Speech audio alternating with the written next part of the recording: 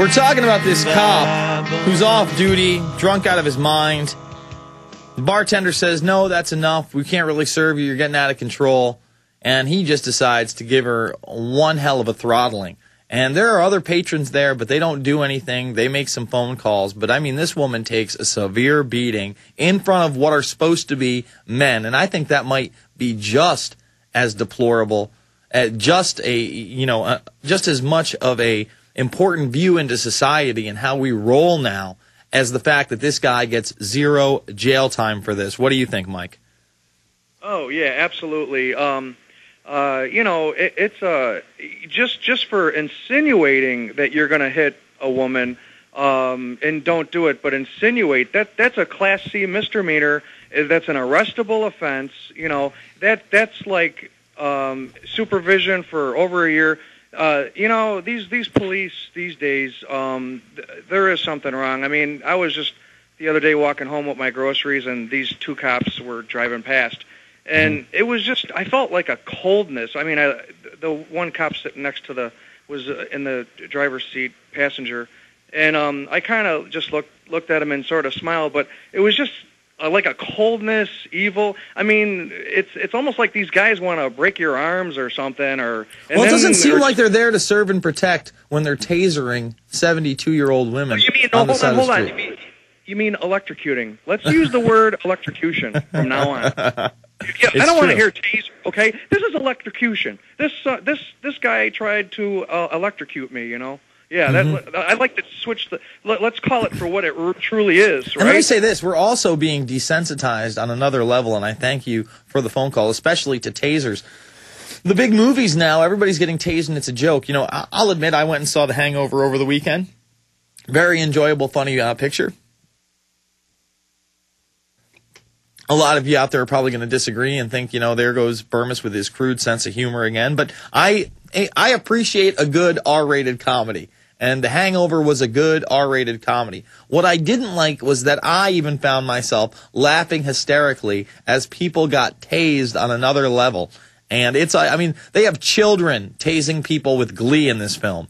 And it's all over the place. It was in that Observe and Report with Seth Rogen, and you just see it on TV shows. It's commonplace. Tasing's almost a joke. Well, I'll tell you what, it ain't a joke when you get tased and you're pissing your pants, buddy. I promise you that.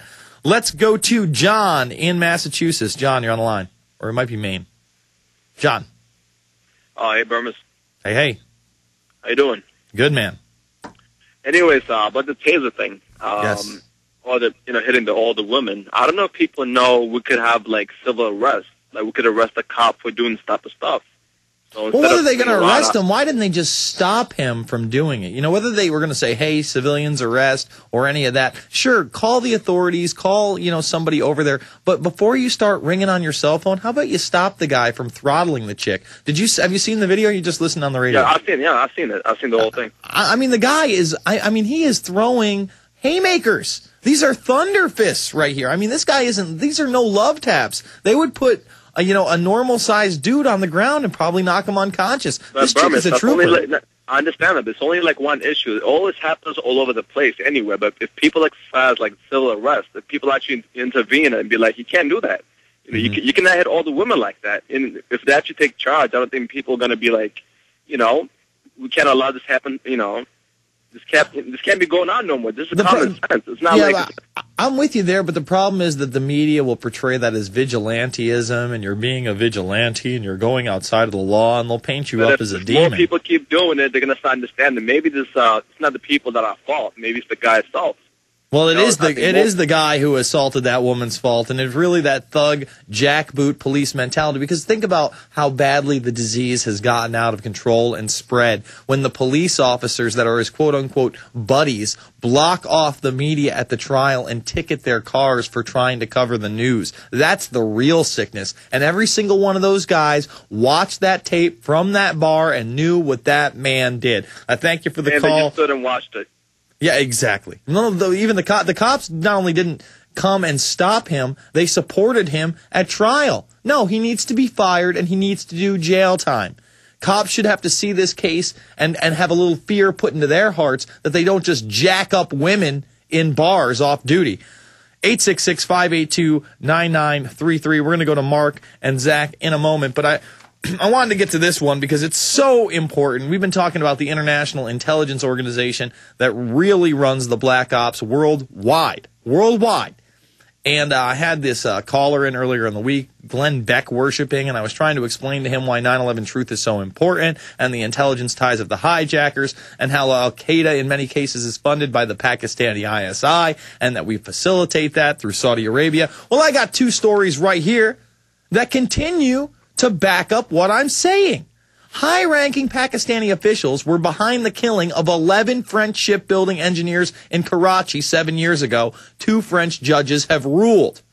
Okay, this is back in 2002 when Al-Qaeda was the enemy. Guess who they blamed it on? Until now, Al-Qaeda had been blamed for the bomb attack on a bus in 2002 that killed 11 engineers and 3 Pakistanis. So up until today, when our gods in the mainstream media reported this, if I had said, no, that 2002 attack looks like Pakistani ISI ops, you're a nutball, Jason. You're crazy. Yet it happens time and time and time and time again. According to media reports, the French Secret Service retaliated after the 2002 attack, breaking the legs of 2 Pakistani Navy admirals and killing a lower-ranking officer. So the insiders know it's bull. The insiders know it's garbage. The insiders know it's intelligence operations. But who does it benefit when they blame it on Al-Qaeda? It benefits all their little black ops. And then they can do this little retaliation behind the scenes. So how does Saudi Arabia play into it? Well, more documents have been released that back the Saudi link to quote-unquote extremists. Remember, they're not terrorists anymore.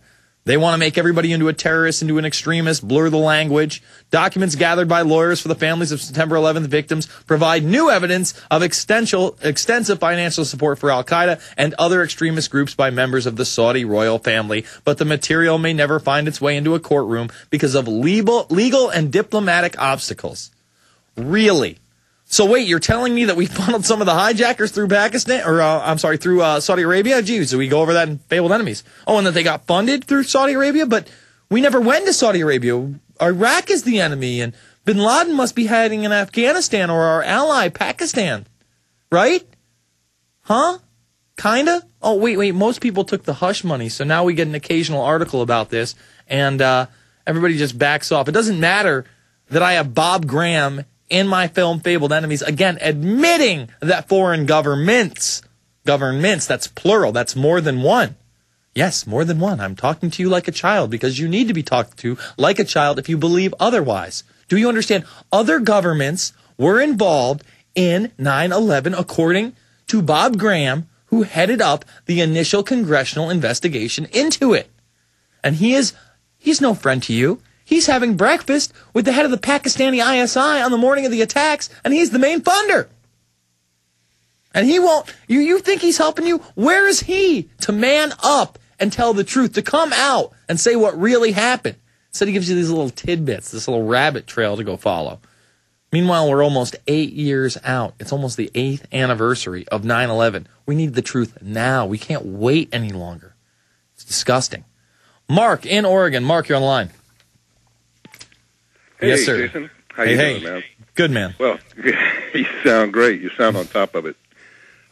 Jason, you'd mentioned the flu pandemic. You're really on top of that. You're really smart to be on top of that for this flu pandemic that hasn't arrived yet, because it really looks like a sure arrival, as I've said on several occasions on your show, when Janet Napolitano comes out and announces that it will be. There's no mites about it, so why don't we just take her at her word, because the alternative is to not be ready for this in case it is fostered upon us by having the proper medicines and such. And we're seeing the same thing they're about to pull off here in Canada. We're just getting a little preview, maybe a 3 or 4 week sneak peek at what's really going to go down in this country. You can see the whole trend is leading right up to it happening on time. That's the way I look at it, because all of the indicators are there, and it needs to be prepared for. Beyond that, it needs to be exposed. Now, if you also combine that with the fact that on Alex's show this morning, and Bob Chapman's sources was one source, another source or sources were very, very reliable. I know Alex named one other source. It also came in with the same exact information from its government sources. So that the U.S. embassies have been told by the State Department to gather local currencies, exchange their U.S. dollars for local currencies in light of the fact they're given the reason for this, to do this, is that there's going to be a financial collapse in the United States come in the time frame of September. So I look at the time frame that Janet Napolitano gave, which is late summer to early autumn, falls right in that time frame of September. I look at what the U.S. embassies have been advised or ordered to do as far as getting rid of the U.S. dollars they have basically for foreign currencies, relating that, of course, to a major economic collapse as they do in the instructions to do this. And then I look at the time frame of September relative to a September 11th anniversary. You know, I had about